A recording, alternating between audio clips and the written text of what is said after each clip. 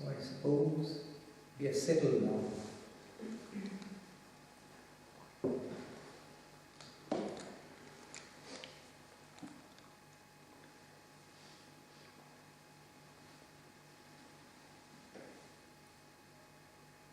If you are really settled, then I can get up and work.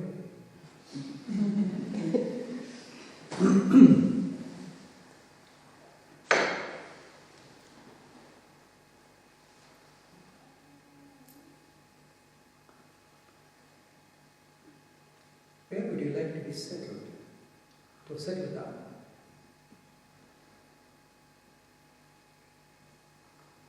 In Yorkshire or Dent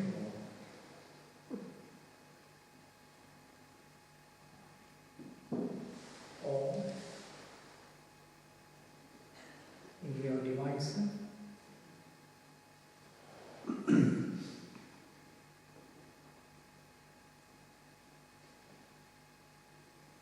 And that's what you just now did. Getting settled in God. That's the whole thing. You have to settle down in God.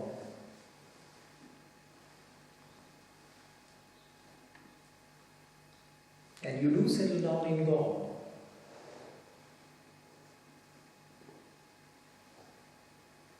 When you are totally still and calm,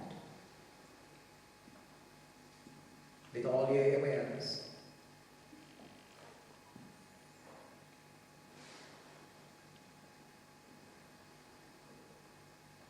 As you settle down, gradually, one fine day you will hit the rock bottom, so to say.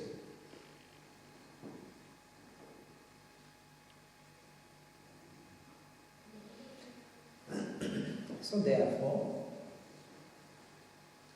we say that even though you are told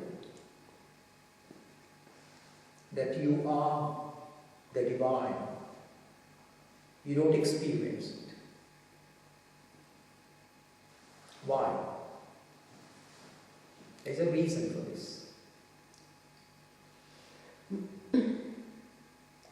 I will explain this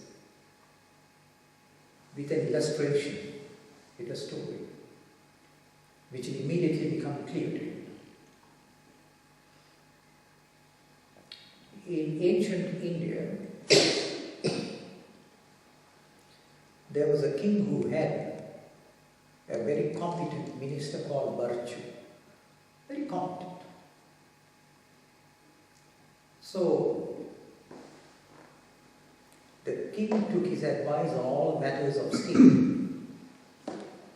So naturally, the other ministers got envious and jealous, and they felt a little disregarded by the king. So they conspired within themselves how to eliminate him, how to clear him out of the council of ministers, how to do it. So what they did was they conspired a rebellion in a distant part of the kingdom and then advised the king that perhaps Virtue, the minister, special minister, would be able to put an end to the rebellion. So accordingly, Virtue, the minister, was sent. Now the first thing that this minister wanted to know was, before arriving there, what is the cause of this rebellion? After all, it was peaceful. All of a sudden it flared up. Who instigated this? And what is the cause?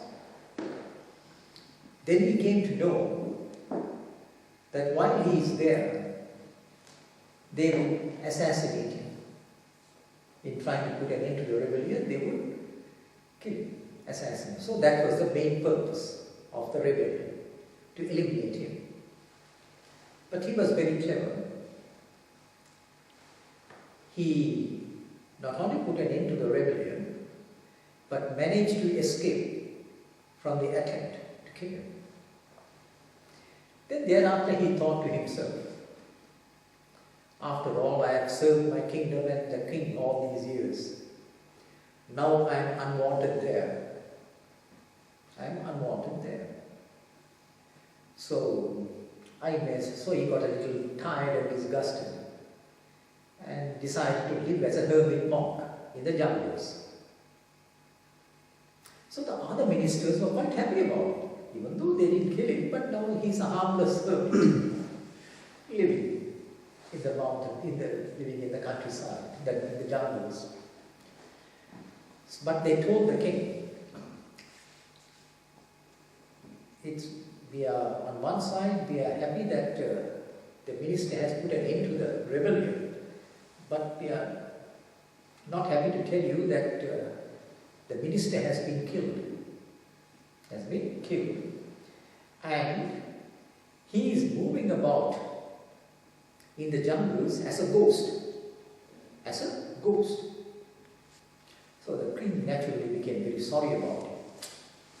My minister has been killed and is now a ghost moving about in the jungles. So one day,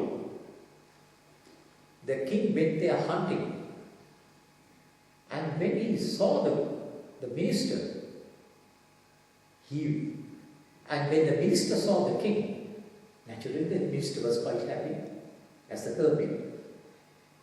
He recognized the king and he approached the king.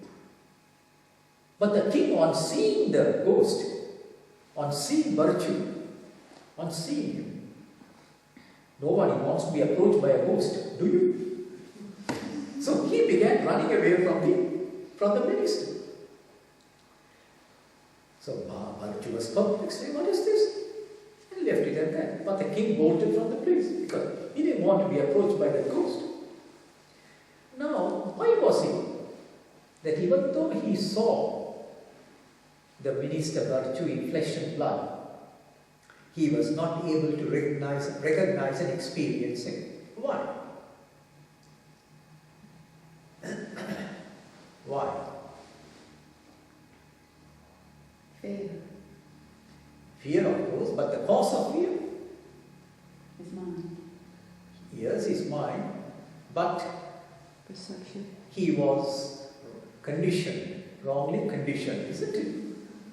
Wrongly conditioned that this is a ghost. So therefore, even though he saw him in flesh and blood, he was not prepared to recognize him because of this strong conditioning. Strong conditioning. In the same way also. So this strong conditioning has come in the way of recognizing, experiencing him and having an interaction with him. It came in the way. So also, even though you are told, informed and educated that you are the divine, you have a blank look. You have a blank look at it. You are unable to experience. That's because you have acquired a condition. A condition. So, are you not so? And what is this condition? This condition that you have acquired, what is this? Ignorance. No, ignorance is the root cause, but this conditioning is there. And what is this condition? What is this condition? Duality. Yes, duality of course is there, but this conditioning is, haven't you got a strong feeling that I am an individual, a human individual? Don't you feel that I am so and so? I am this person, that I have got all these. I know many things. I also don't know many things. I have many desires, many wants. I have. So this I conditioning is there, isn't it? This I conditioning is very strongly ingrained in you. And this I conditioning is the ego conditioning which you have, which is so strong. If you tell a man you are not a man, he gets very angry.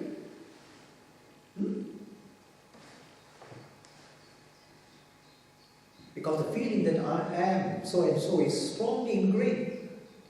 Where did you acquire this conditioning? By living in the world. By living in it, whenever you experience anything in life, you develop and acquire two forms of conditionings. One is, supposing you see a beautiful sunset. Does not the impression of that sunset get into your mind? You are impressed with that sunset. Supposing you experience the fragrance of a flower,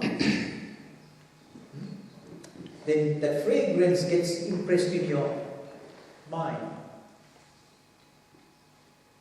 Supposing you have a dainty food, that gets impressed in you. So whatever experiences that you have in the world, you are accumulating as impressions. All the impressions leave their corresponding impressions in you. Whatever be the impressions.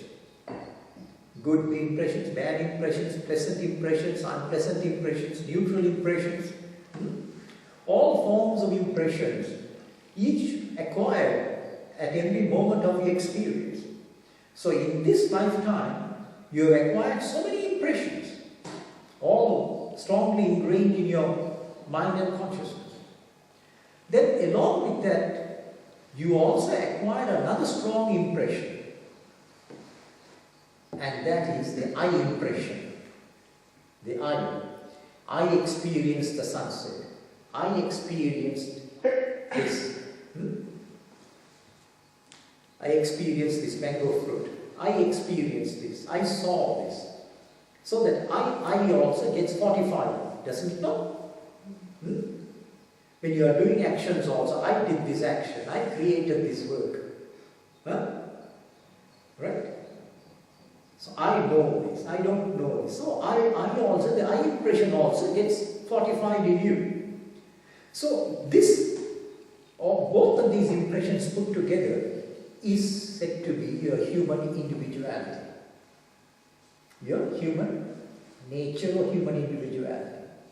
And it is this which stands in the way and blocking you from your divine experience. Therefore, what has to be done? You have to lose this individuality of yours, isn't it? Now, what did Jesus say? You will have to lose yourself to find life, find yourself. Did he say that? You have to lose yourself. In the Gospels, he says you have to lose yourself to find yourself, to find true self. This is what it is. So you have to lose yourself, this individuality of yours. And this I impression which you have is so strongly ingrained in you that all spiritual practices and disciplines you have is only to neutralize this I impression and all the other impressions. Not only the I impression, but all the other impressions which are there. The desire impressions, the knowledge impressions, all of these are there within you. I know this, I don't know this, I have this education, I am an ignorant person. All these things, all these desire, all these put together, go to make their I impression. And this has to be dissolved or neutralized. This has to be. That is why, on account of this, you are immediately unable to experience it until these impressions go away. This strong feeling goes away. Now, how to counter this strong feeling? Where does it get countered? You've got to efface it. So the only way to efface it is by acquiring divine impressions, godly impressions. So every time that you sit down to meditate, are you not acquiring godly impressions? Every time you sit, whether it's for 5 minutes or 10 minutes or 1 hour,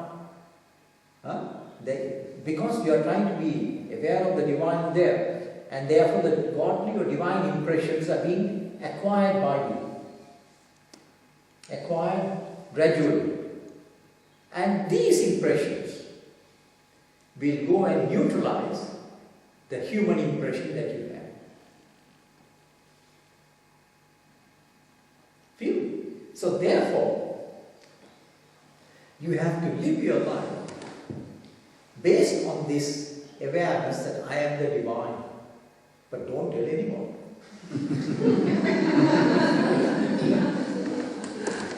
Because if you tell anybody, they'll tell, yes, certainly we know you are the divine and we know the place where you should be. They'll lock you up.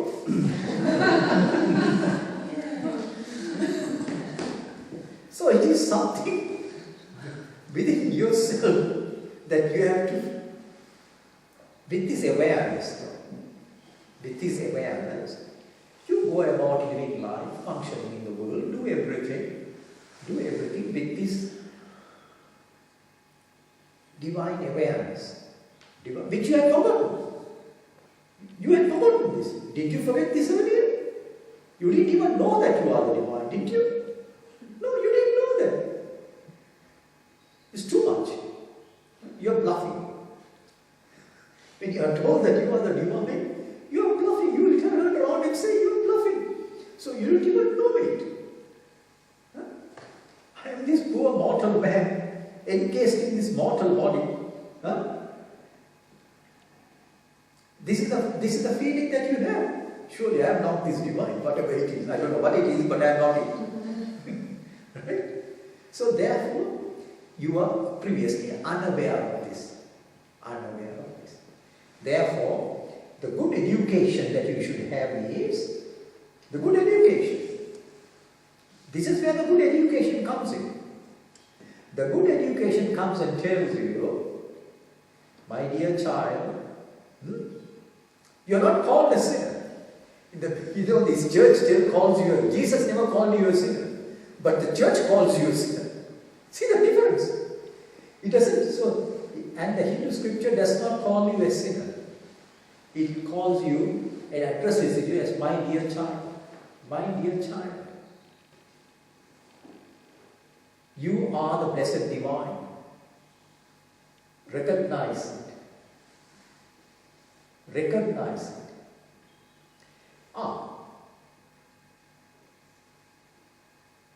If you have to recognize it, what do you do? What should you do? Come on, tell me. If you want to recognize it, what should you do? Meditate. Huh? Meditate. Yes, that is you can't get away with that general word. Because it's so widely circulated and marketed in the world, meditation. Now we want to be more specific. If you want to recognize your divine nature, what should you do? What should you do? Come on. I've already said it. Stop thinking. All right, all that I have said, I just said it one line ago. Believe it. Oh, first step, believe it. Of course, believe it. Yes. You're going to believe it. First of all, you're going to believe that God is. Right? Secondly, you're going to believe that I am that. I am God are one. I and God are one. Of course, you're going to believe it. Now, the next thing that you have to do is to recognize it. I'm going to break down those words. You said meditate, wasn't it? In meditation, what are you doing? Exercising Oh, my right. quest. Yes, you're doing something. They are in meditation. What did I tell you before in the very first part? As we began, I mentioned a Buddhist sutra, a statement, seeing. Did I not use the word seeing? Focus seeing. I used the word focused, one-pointed seeing. Bit aware, it's okay. So now here also, in order to recognize it, you have to recognize. Cognize. See the difference? Huh? So when you recognize, cognize, then later on the recognition will take place. So in seeing, you are recognizing. Are you not? See the whole thing. It's a catch. You are recognizing. So, the process of recognition is where the seeing is taking place. The seeing is taking place. Seeing. And this will bring about that divine experience. Seeing, recognition. So every time you are going through your meditations, in this process of recognition, then these divine impressions are being cultivated by you, acquired by you, which will neutralize gradually all the human impressions, all the worldly impressions. You have got worldly impressions, is it? Now people don't realize why they sing hymns, spiritual songs they sing. Don't people sing? When they get together, they sing, isn't it? Hymns and things like this. That is to get this feeling. The whole idea is to get the feeling. The feeling. And with this feeling, you are neutralizing the worldly feelings and worldly emotions. That is its main purpose. Literally. So when you pray with words and language, there are two ways of praying. One is to pray with words and language. The other is to meditate. Meditation is true prayers. So in both forms you worship, you do your prayer, and you are cultivating and acquiring worldly feeling, spiritual and divine feelings and impressions.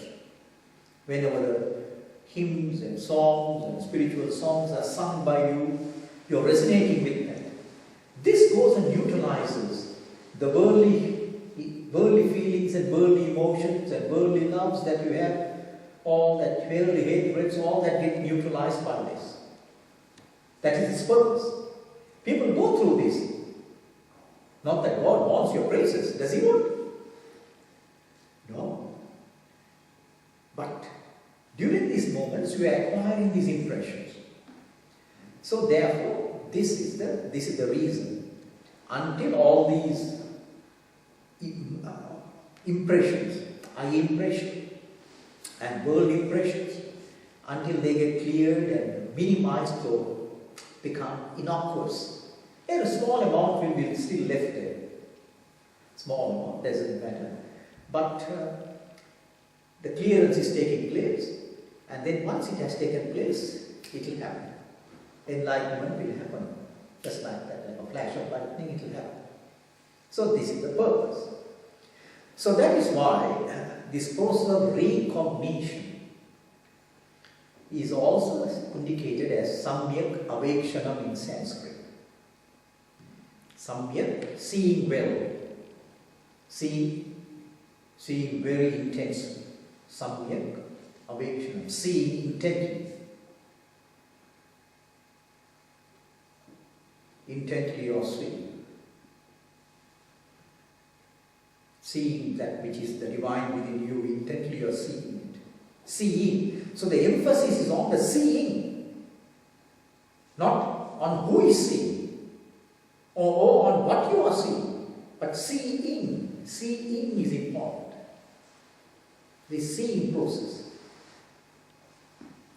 So in 2 words, it has revealed to you what it is. Seeing samyak, seeing well, seeing well. Do you know another interesting thing? The definition for meditation, the Vedanta definition, Advaita Vedanta definition for meditation.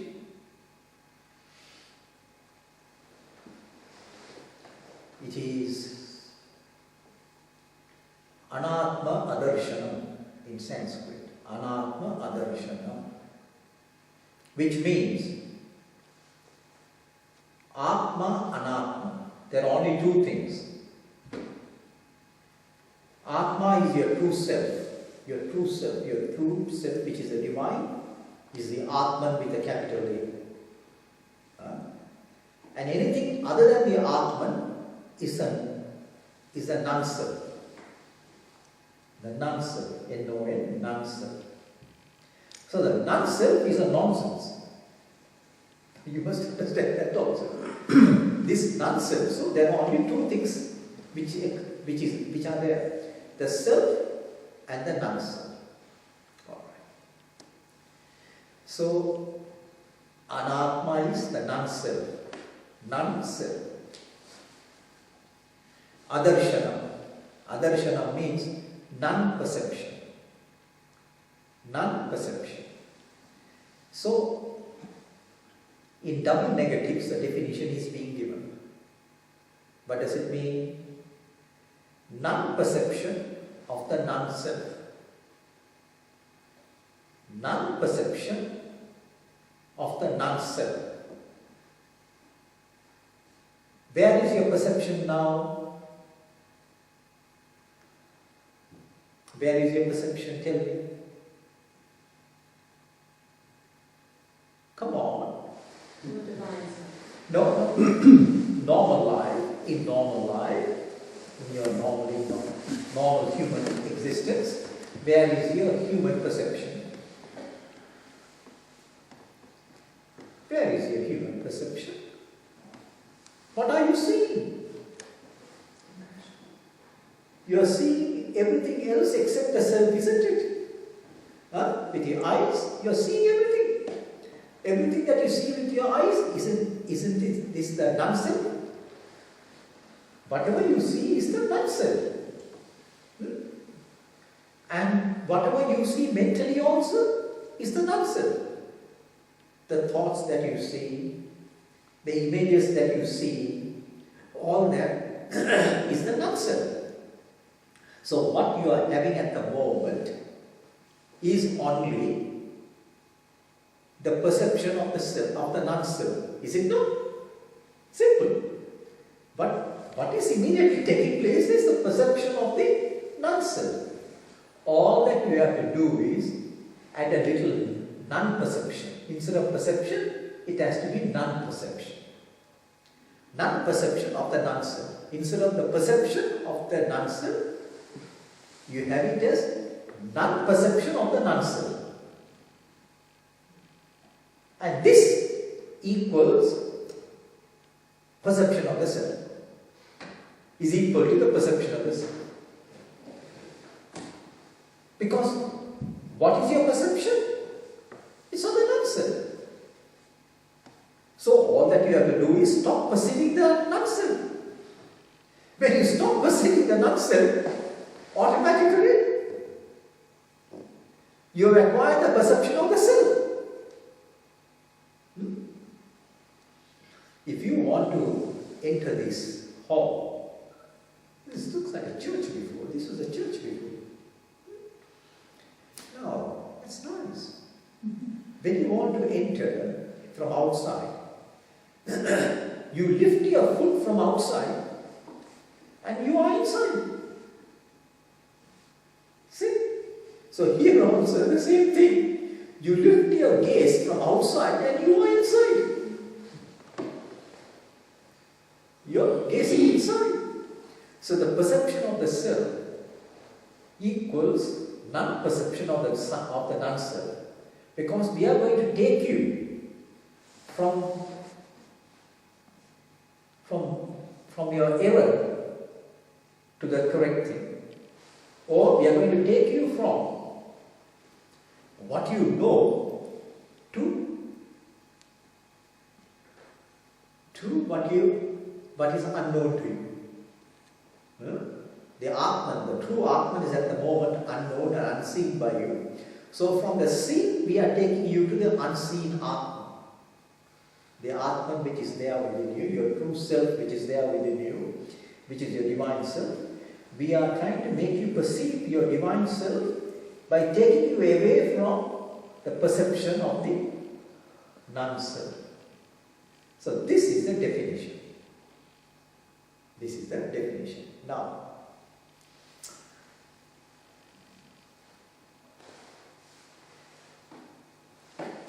so in order to maintain this state of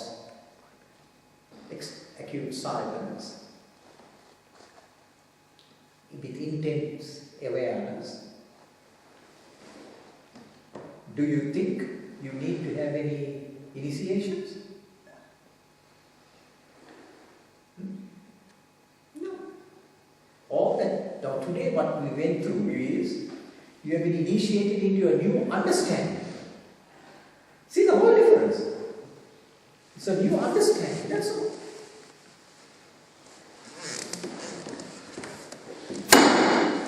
So with this understanding, you now keep on getting into your meditative practices. Is it clear? How? The non-perception of the non-self is equal to the perception of the self, in which true seeing is taking place. True seeing is taking place. And this seeing which is taking place is said to be, in Christian mysticism, intuitive inward observation. Intuitive inward observation. You're trying to observe something, right? Intuitive. Intuitively means without the mind's play. Without the mind's activity, you're trying to observe something. Intuitive inward observation. It's a higher level than the mind. Intuition. So intuitively, you're just looking into yourself. This is what meditation is all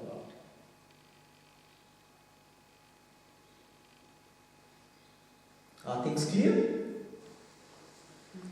All right. You can ask me now any questions that you have.